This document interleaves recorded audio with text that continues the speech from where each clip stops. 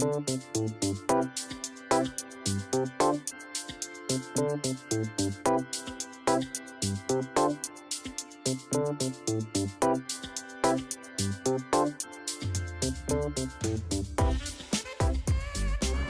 design we're going to use is called the Square-Chigese 2. It's the first time I've ever tried to cut the Square-Chigese 2 design, but I've heard good things about it. It was created by Marco Volantini, and he's created a large number of designs.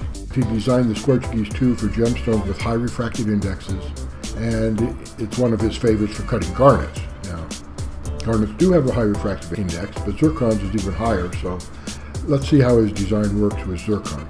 In this design, I need to cut and polish 77 facets or little mirrors into the gemstone, and hope we'll get a lot more sparkle out of the stone than if I would just cut a traditional square step stone.